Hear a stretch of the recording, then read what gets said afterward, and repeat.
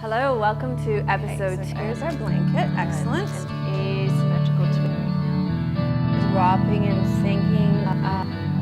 Notice how So just notice joining us for the second episode next week.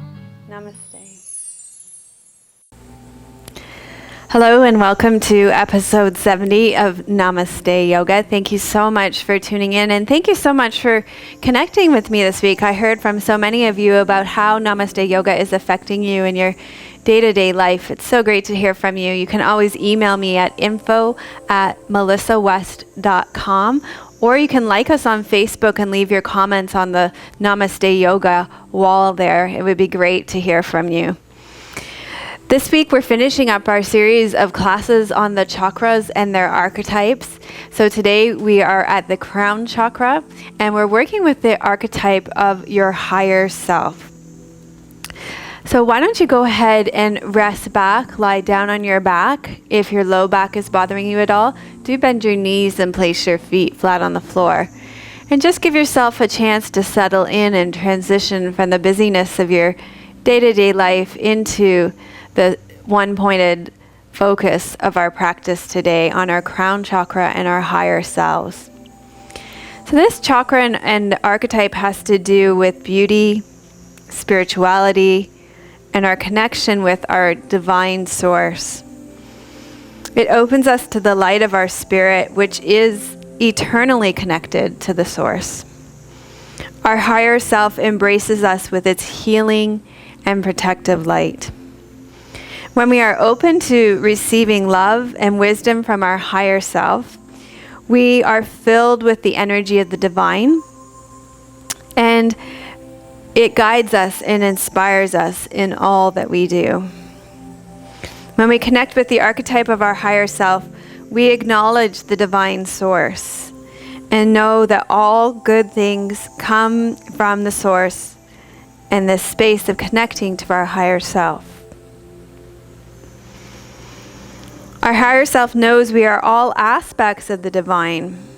And to connect with our higher self is to permit our spirit to shine with joy and radiance in the world. When we are not living from our ego identification, we begin to live from our higher self. Our higher self taps us into the joy and bliss of our spirit. We become one with our source, and we are whole and complete. The characteristics of our higher self are oneness, acceptance, love of ourself, and experience as the grace of one's divine nature. When we connect with our higher selves, we live with compassion and light, and are one with the whole of life. Our higher self is not after external power and knows that the real power comes from being one's own self. And I have this quote from Ambika Waters: "Accepting oneself fully with total love and gratitude is an act of surrender to all that one is. It means we are greater than our limitations, more creative than our imagination, and more powerful than anything around us. When we know it is our heart that the purpose of life is to manifest spirit, we are free to be ourselves." So I firmly believe that we don't need to sit at a guru's feet to find all the answers. All the answers we need are within ourselves, and when we connect with our higher self, we are divinely guided. So we can go inside and experience our own wisdom, our own wonder, and our own delight. Any good teacher or guru will give you the opportunity to experience your true self. You can't get answers that are outside of you, only connecting to your inside. So we're going to start still lying down here, resting back, and I'm going to ask you to place your hands on your belly. And just feel your breath in your belly here. So breath practice is one way to connect with our spirit. The words inhale and exhale have the root hail. And hail means whole or heal. And taking a breath in is often called inspiration.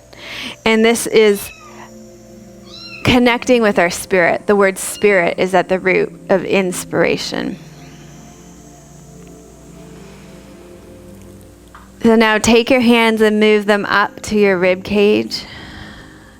And I like to wrap my hands around me as though I'm embracing myself. And my palms are resting to the outside of my rib cage. And then I can feel breath movement here.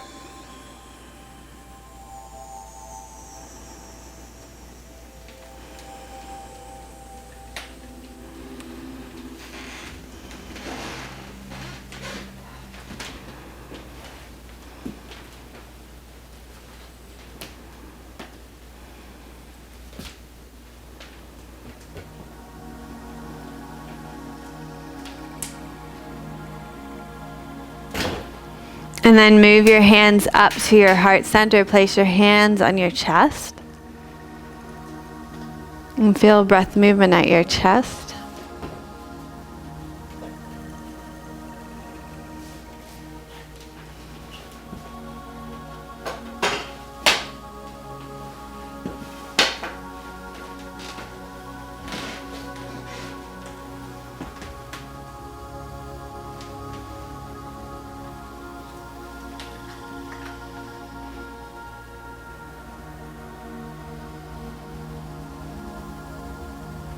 And then rest your hands down by the side of your body again.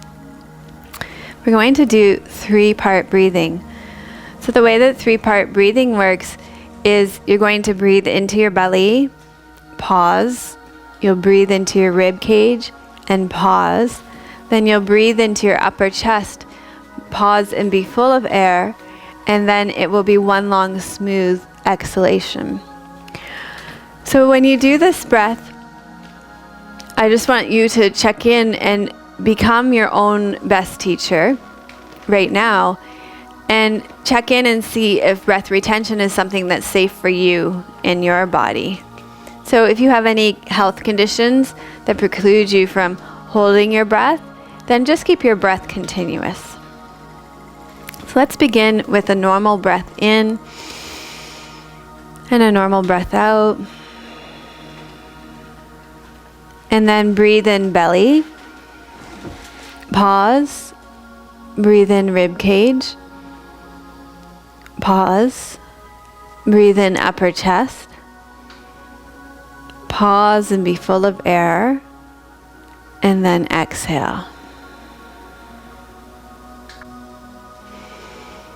Breathe in belly, pause, breathe in ribs, pause, breathe in upper chest, pause and be full of air, and then let your breath leave your body. Breathe in belly, pause, breathe in ribs, pause, breathe in upper chest, pause, and exhale. Breathe in belly, pause, breathe in ribs, pause, breathe in upper chest, pause, and exhale fully.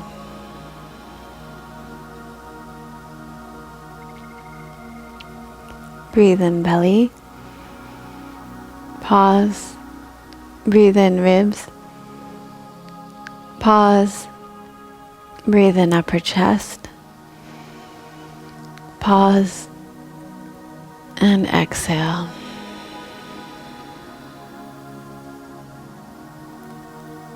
Breathe in belly, pause, breathe in ribs, pause, breathe in upper chest, pause, And exhale.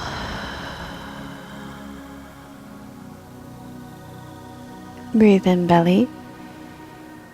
Pause. Breathe in ribs. Pause. Breathe in upper chest. Pause. And exhale.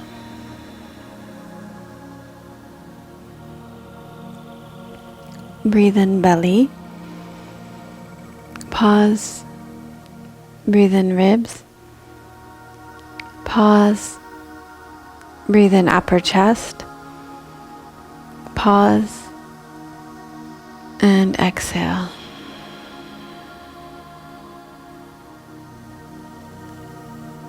Breathe in belly. Pause. Breathe in ribs. Pause. Breathe in upper chest. Pause. And breathe out.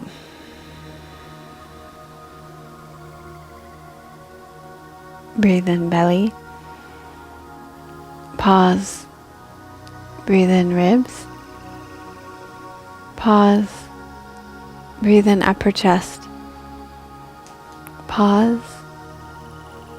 And exhale. And then return to normal breathing. And just check in with all the layers of your being. Notice your physical body. What's happening with your breath. Tune into your mind and your emotions. And see if that connection to your higher self isn't a bit stronger now.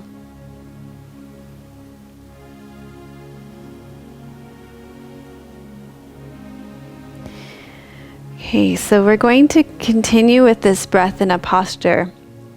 So all the yoga books and chakra books that I have all say that when you work with the crown chakra, it should be meditation only, that there are no yoga postures associated with the crown chakra. So I actually disagree with this pretty strongly, because if you read the Bhagavadgita, the premise behind the Bhagavadgita is that all action can be in service to our spirit, and that any action we take is fulfilling our dharma. And so when we do our yoga can become a spiritual practice. It has to do with our intention.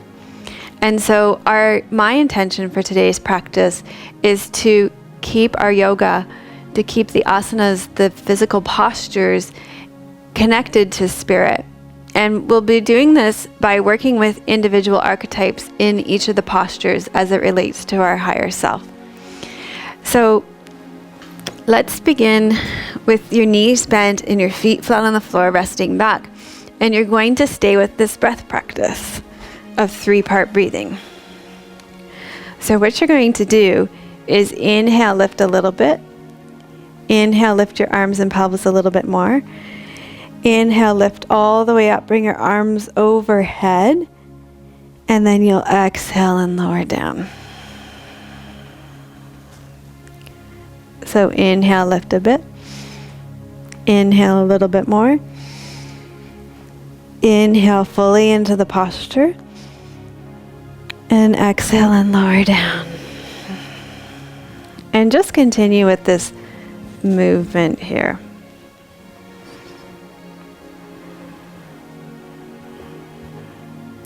So as you do this, become conscious of the fact that you're doing a pose called bridge pose.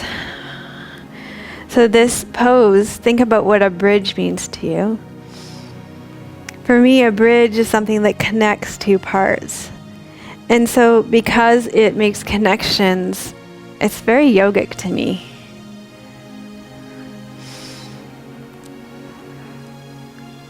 And so we can practice this posture in a way that connects us with our higher self.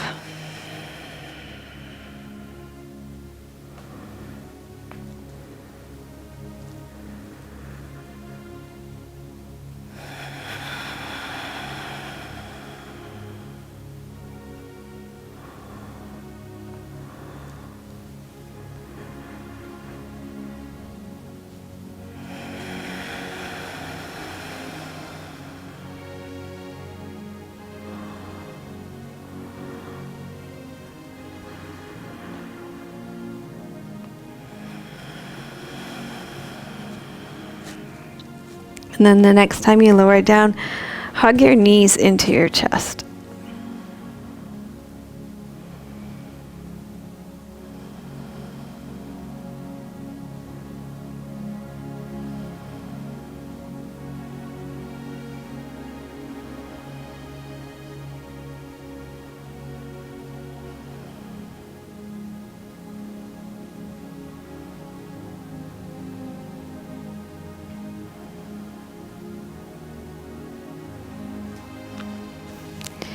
Okay, from here you can either rock yourself up or roll to your side and come up onto all fours. So on all fours we're going to do cat pose.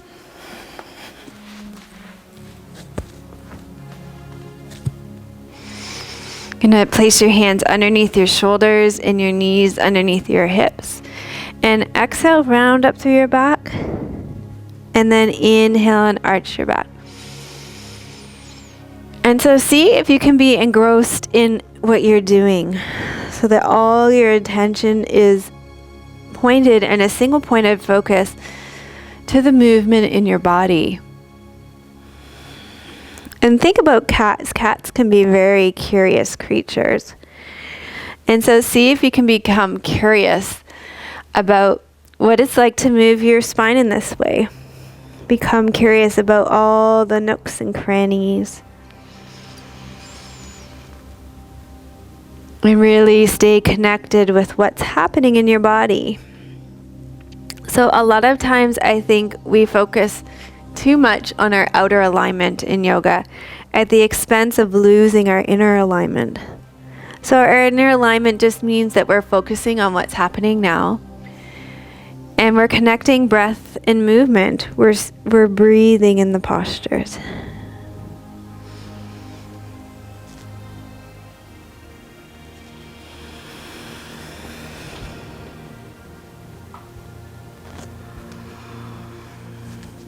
And then we're going to do thread the needle. So take your right arm up, open it out to the side, and then bring your right arm through. Rest your right shoulder and the right side of your head.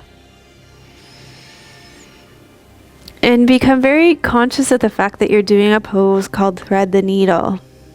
Your right arm is threading through the hole of your needle, the space between your left hand and your left knee.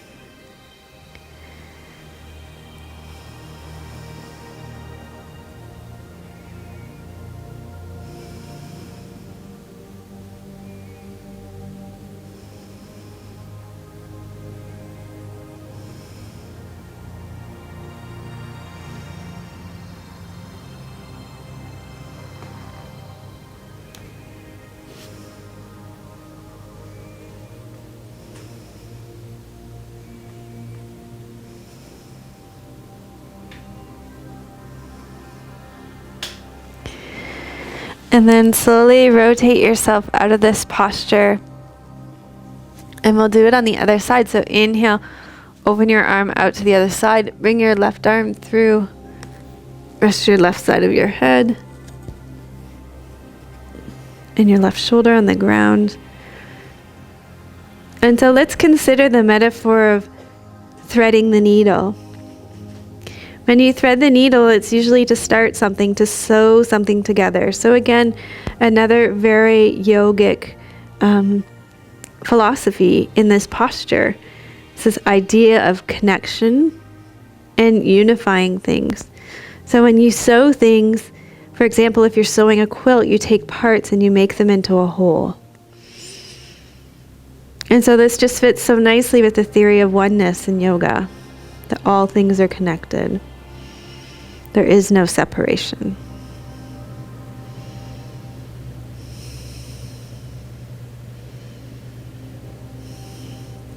And I love this idea in thread the needle that normally when I thread a needle, it's to mend something. So maybe something that is no longer whole, I'm going to return it to wholeness by mending it. And so this idea that you can mend things too back to wholeness is just, to me, this most beautiful metaphor.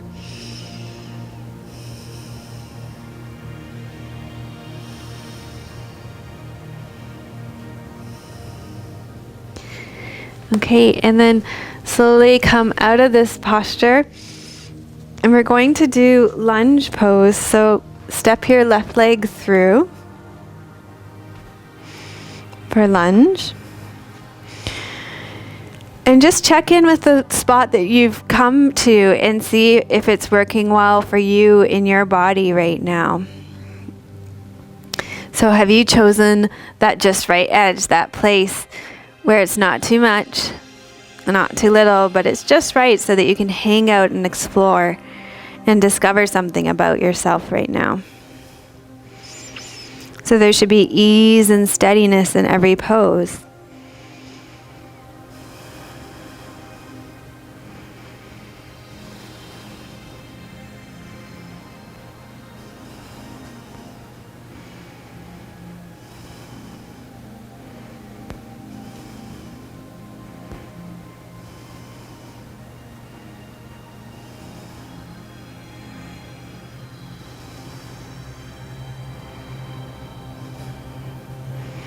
And then shift your weight back and bring your other foot forward into lunge pose on the other side. And notice the differences without judgment, without making one worse or better, just different on both sides.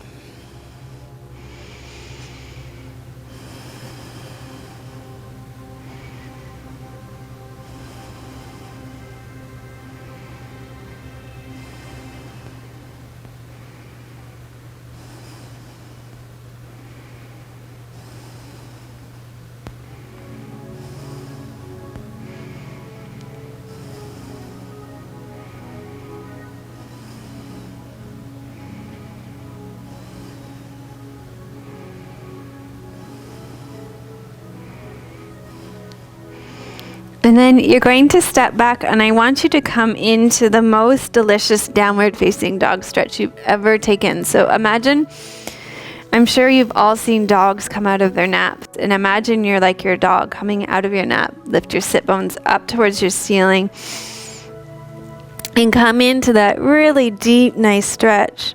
And really lengthen through your spine so your knees can be bent here and your heels can be lifted off the ground to get that length through your spine here.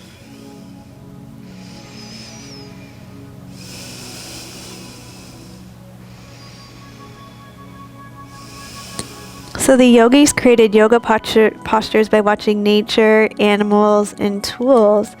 And so you can learn from your own dogs when you watch them stretch out how downward facing dog should be.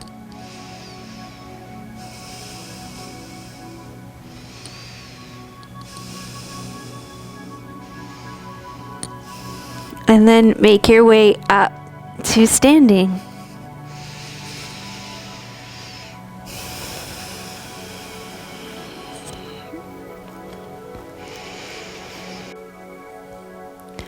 From standing, place your feet underneath your hip bones, your iliac crest, spread your toes.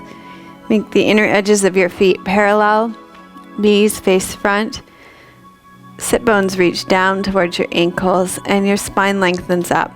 And then bring your hands into prayer position at your heart. And close your eyes and bow your head symbolically to your hands.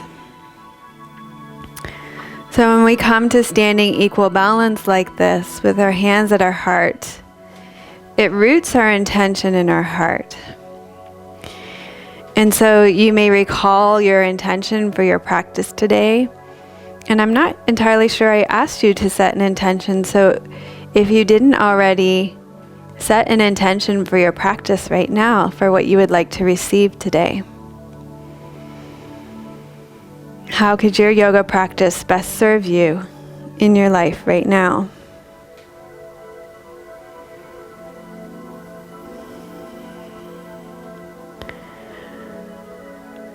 So connecting to our heart, we connect to our heart's desire. And we come home to our true self, capital T and capital S.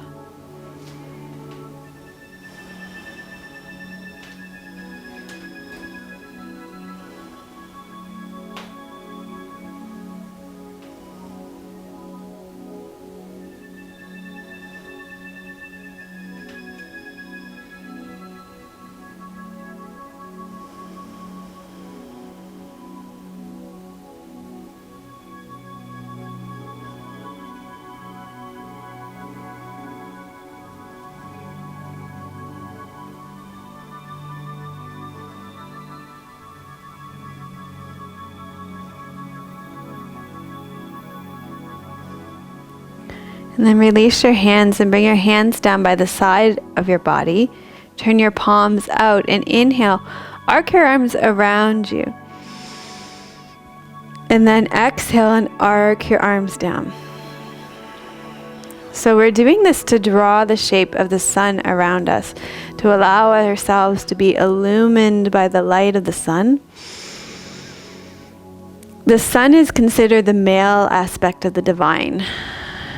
Very powerful and illuminating.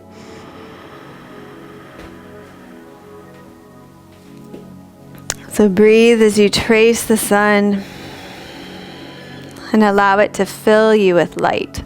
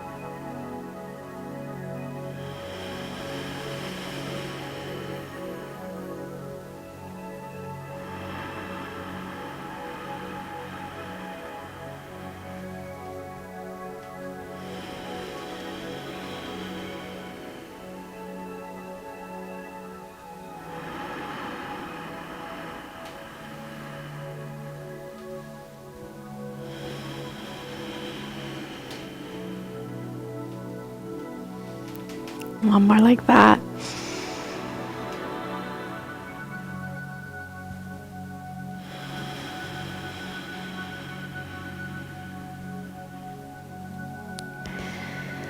Okay, so just take a deep breath in, close your eyes and turn inward and see how drawing the shape of the sun around you has affected you. Notice your internal body, your breath, your thoughts, your spirit.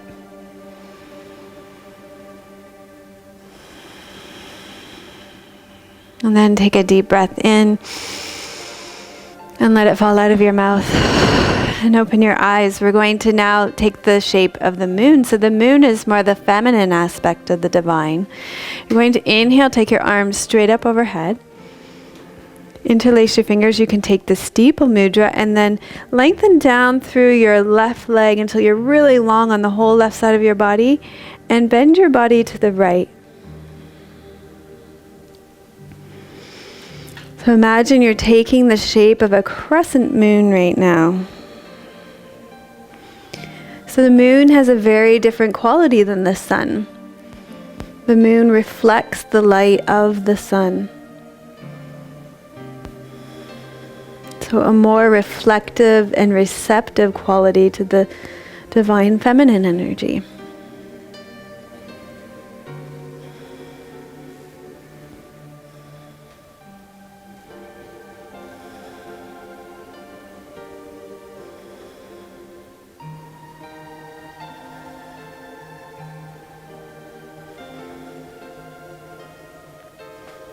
And then inhale back center. Lengthen long through your right leg and the whole right side of your body, and then bend your body over to your left. So the moon asks us to bring light to our shadow side. So just as the moon reflects the light of the sun, bringing light to the darkness, we bring light to our darkness, to the things that we would rather keep in the shadows.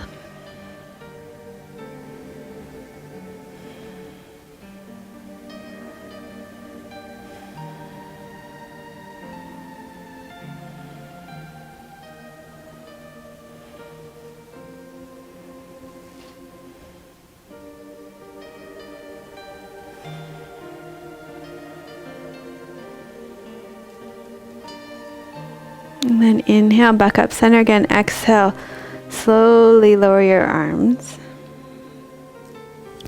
And then take your legs wide on your mat. And And what you're going to do here is lengthen up long through your spine, root down through your legs, and especially the outside edges of your feet. Roll your pelvis over your leg bones, lifting and spreading your sit bones behind you. And come into a wide-legged standing forward fold. So forward folds are also very symbolic and divine postures that allow us to connect to our higher self. In forward bends, we practice surrendering.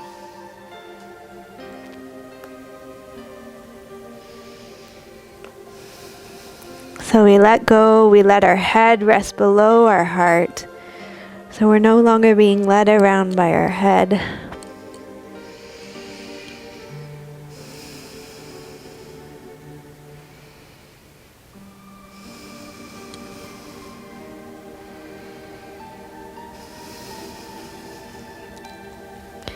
Bringing acceptance to what is.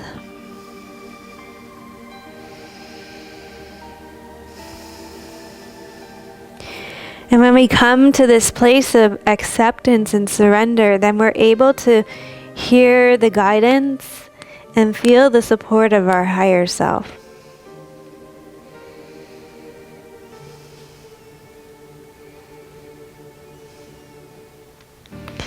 Now place your right palm on the ground. You're going to open your heart up to the side and bring your left arm straight up. So this pose is called windmill pose. And windmills are about transforming energy, transforming wind into energy. And in this pose, we create a transformation in that standing forward bend. We open our hearts. And we open to receive.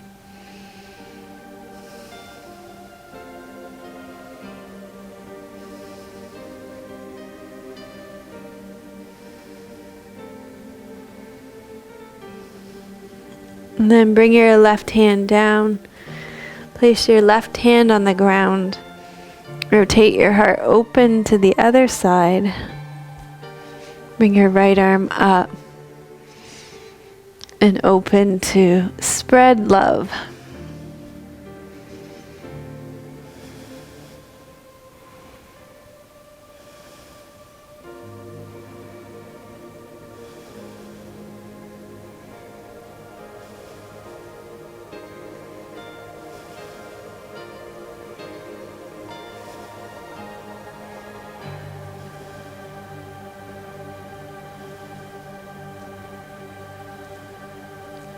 And then come back into that forward fold.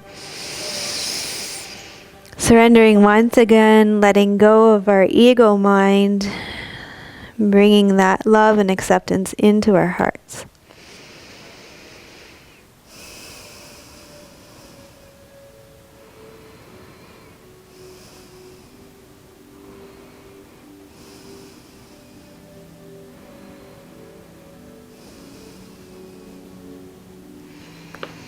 Okay, and then you can come to a kneeling position. So we're going to practice yoga mudra now. Yoga mudra is a pose of surrender and letting go. And so there are two ways to come into this posture. One is to interlace your fingers behind your back here and then come into a child's pose. You'll place your forehead on the ground, roll onto the top of your head by lifting your pelvis off your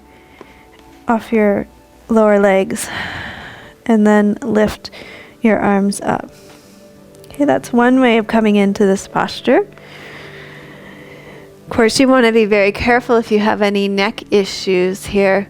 You can, maybe it's not a pose for everybody. If that's the case, if putting weight on the top of your head is not good for your neck, then you could take this pose by just taking child's pose and lifting your arms. Okay, the other way you can come into this posture is to come onto all fours and drop your crown of your head so the back of your neck is long. Place the crown of your head on the ground. Roll your shoulders back and up. Interlace your fingers and lift your arms.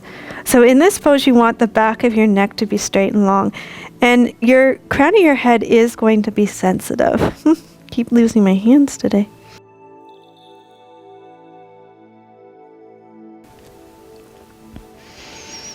So in this pose, we bow to our divine self. We let go of our egoic fears.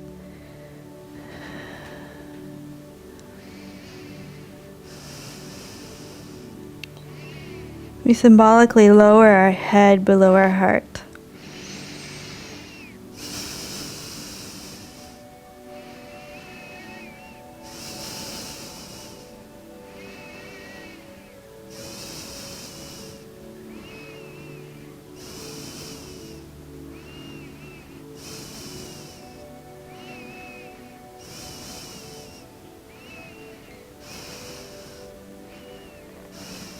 Okay. And then slowly and carefully find your way out of this posture and make your way down onto lying on the ground on your belly. Okay. So when you come down onto your belly, just wiggle your hips from side to side a little bit. Release any low back tightness. We took a long walk in the forest yesterday, and I think my low back is feeling that today. A little tight in my low back from all the walking we did yesterday. Okay, we're going to set our legs up. I've been working with, this is one of my favorite poses, Cobra, and I've been working with setting up my legs so that my low back stays even longer.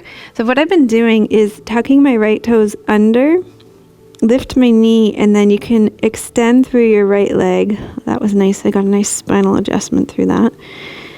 And then do the same thing on your left side. Lift your left leg, open up through your front left hip, and then place your leg down again. And you'll probably find that there's more space in your low back, that your heels are rolling out a little bit more, and just that there's more movement and less compression in your low back here. Then you're going to press the front of your pelvis into the ground, roll your shoulders back and up. Elbows are going to be alongside your body. And what we're going to do is inhale and lift up. And then exhale and lower down. So moving with breath, a moving meditation here.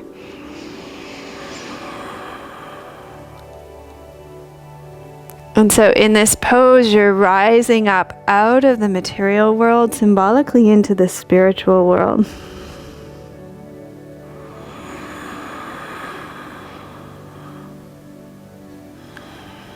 This takes courage and strength, and so we lift and open our heart of courage here.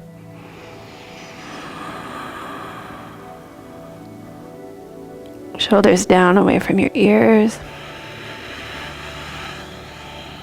Low back stays long.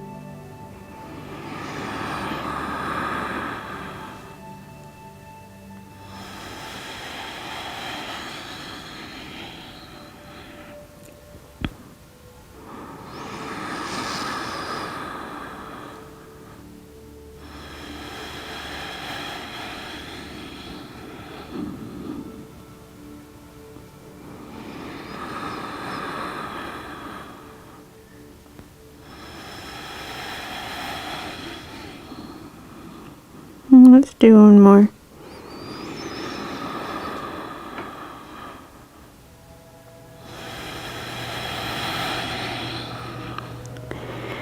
Lower yourself down, wiggle your hips. And come up and back into child's pose. Child's pose with your knees open to make space for your body. And fold forward here. Okay, so if this position is uncomfortable for your knees, you can always lie on your back with your knees to your chest.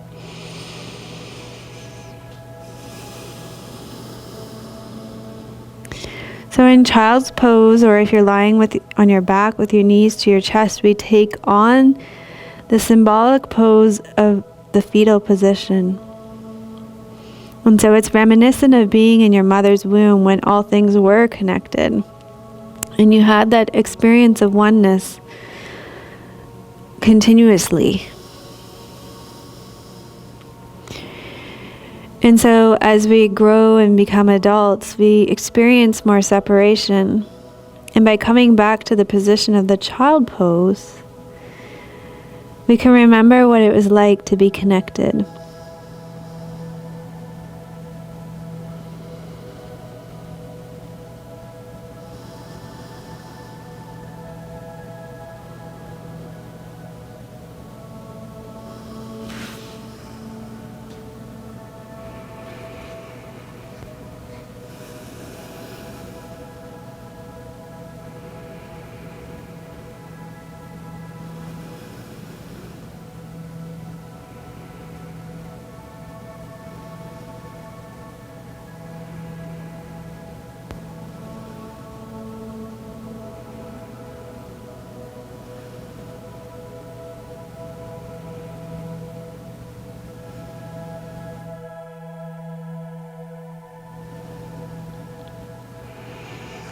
Okay, so slowly make your way up to sitting. And we're going to work with cow's face pose now. So you may need a block for this pose. I'm just going to grab a block. Okay. This can be good if your hips aren't too open. The way you're going to work this is cross your left leg in front of your right leg and then open your feet. So you can place the block down between your two legs and sit on that. That's an option here. Or, depending on the openness of your hips, you can sit all the way down. Ooh, hips are a little tight today. Okay, so in Indian culture, cows are sacred. They're a symbol of the Divine Mother. They're known as sustainers and nurturers and comforters. And when I've been sitting in this pose this week, I've been working with imagining and contemplating, meditating on a cow. I want to show you a great picture of a cow. This is from Colleen Patrick Goudreau's new book, The Vegan's Daily Companion, which I highly recommend. We can get a close-up of the picture of the sweet cow on the top corner of this book. That would be amazing.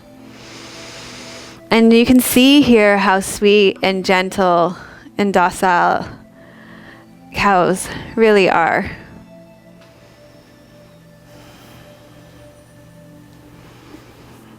So as you sit in this pose, just close your eyes and meditate on the sweet, compassionate, and giving nature of cows.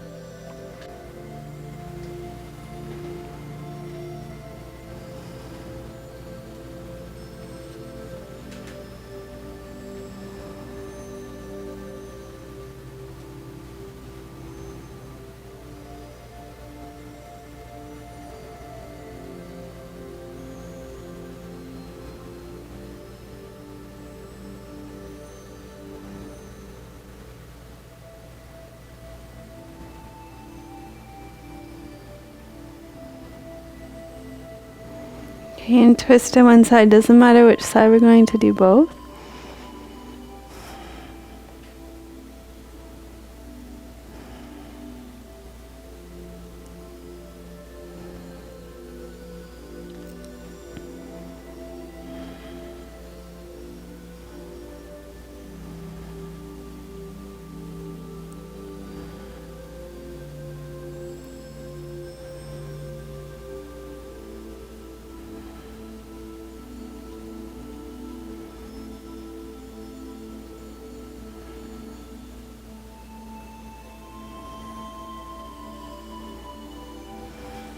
And twist to the other side.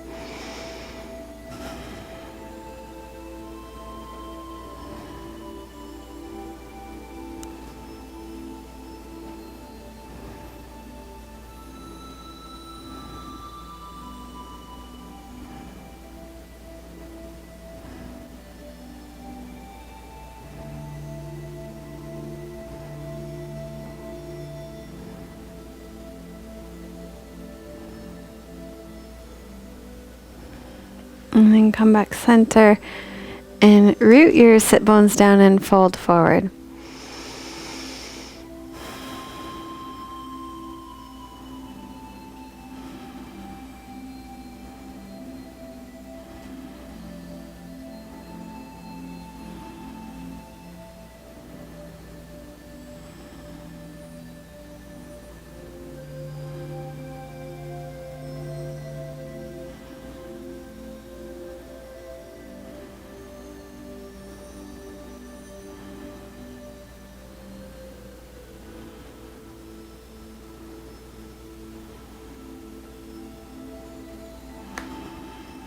And then slowly come up.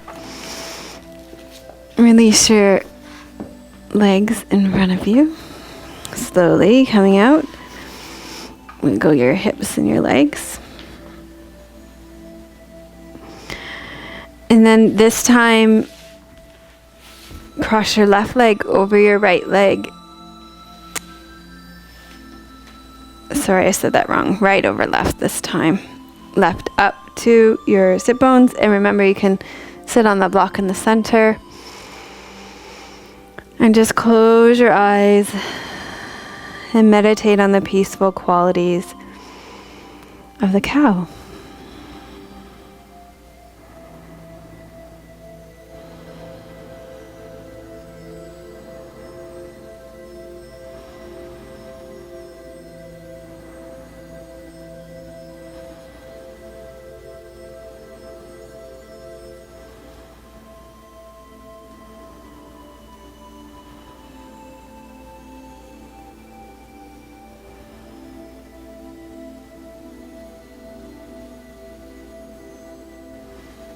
And then turn one way.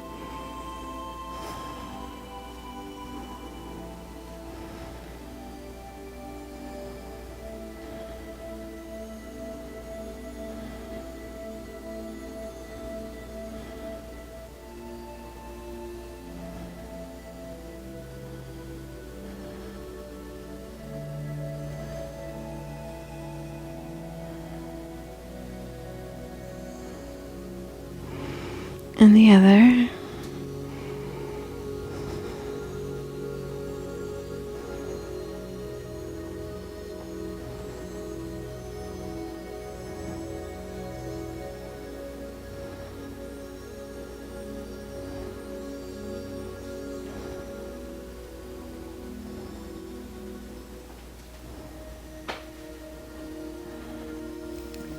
And then coming back center with a long spine, folding forward.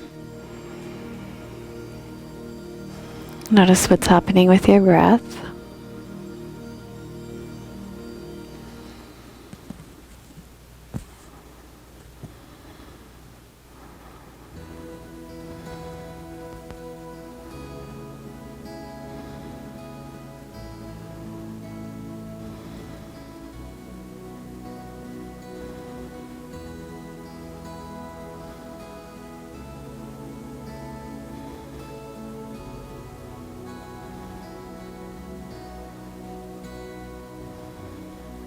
And then slowly come up and very slowly come out of the pose, releasing your legs. Wiggle your hips, shake your legs out. And then choose a comfortable sitting position for meditation. So today for you, that might be sitting in a chair. That might be sitting with your back to the wall. So remember, every day is different, and connecting to our higher self means tuning inward and listening to and honoring our own bodies so that we're sitting in a way that is non-harmful, ahimsa, non-violent to our own bodies even. So today I'm going to sit kneeling with the block between my legs. This is one of my favorite ways of sitting. Feels really good and easy in my body.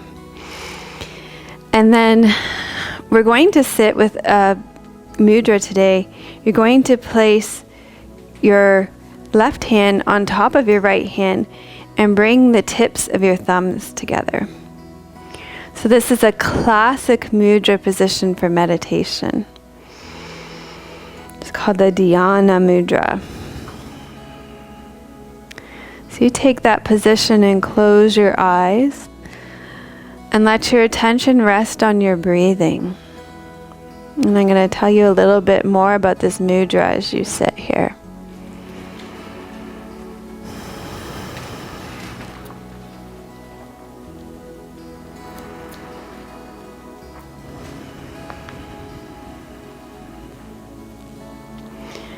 So as you sit with this mudra, you allow yourself to be completely passive, allowing the divine force to act within you and for you. So your two hands form a bowl in this posture to show that you are inwardly free, pure, and empty in order to receive everything that you need on your spiritual path. Since there is no empty space in the universe, everything that appears empty to us is full of subtle energy. This void will become filled with new energy, and our thoughts and feelings determine the quality.